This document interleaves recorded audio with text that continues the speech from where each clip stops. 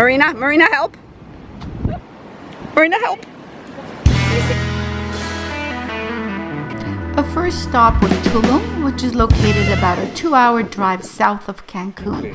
Our guide from Ocean Tour shows us what gum is made out of. It's the resin of a tree, and it's very gluey. Does it taste like juicy fruit?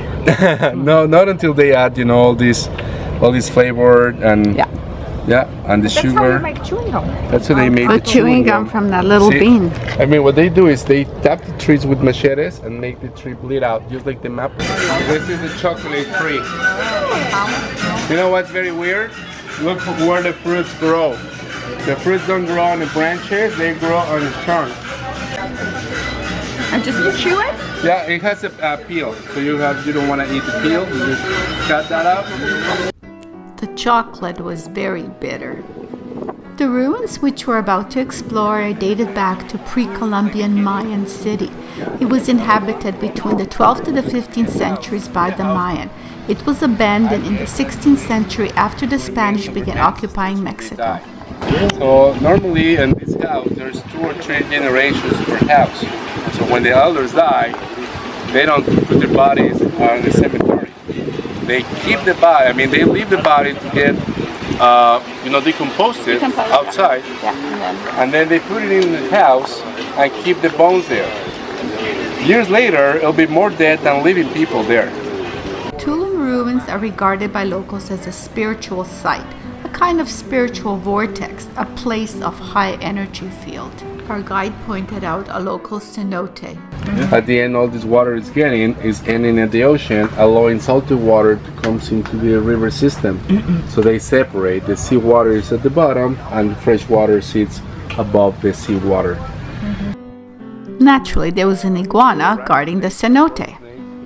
The archaeological site of Tulum is called Zama by the Mayan, meaning a place of the dawning sun. Tulum faces the beautiful and rough Caribbean Sea. It's perched high on the cliffs along the Yucatan Peninsula. Look at those waves coming in so fast.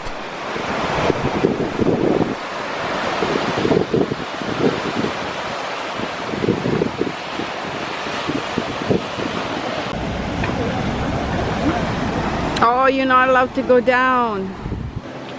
The steps were blocked off. Oh, what a shame, because I really was looking forward to those 20,000 steps. Not 20,000, maybe 20,000. And there, perched on top of the cliff, is the temple of the god of wind. You can't get down to the beach. It's shut off right now for tourists. Iguana guards the gate. There's iguanas everywhere. But they can move when they want to. You think they're still, but they're not. Yeah. Not scared. Yeah. ¿Quiere comer? No comer.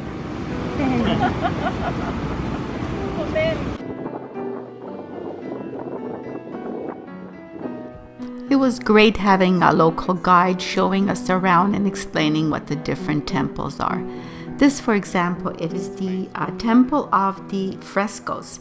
It was used as an observatory to track the movements of the sun across the sky. It is adorned by many gods on its facade.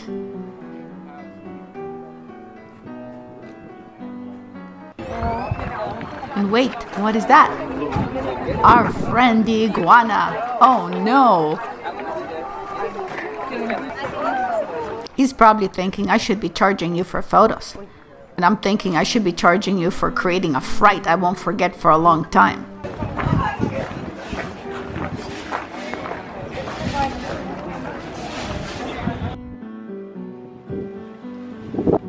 The local Mayan workers showed us how they grind stone down to different sizes of fine grain, like sand, so they can use as building blocks and mortar. In Mexico from the United States. 8 years later, he's still here. The war has been gone, but Morley stayed in the Yucatan to represent the Mayan people. He became a leader in the Yucatan. After a brief history lesson, it was time to leave and move on to our next destination, which was Akumal. Akumal is a coastal town featuring white sandy beaches, warm waters, and is the breeding grounds for turtles, which we came here to see.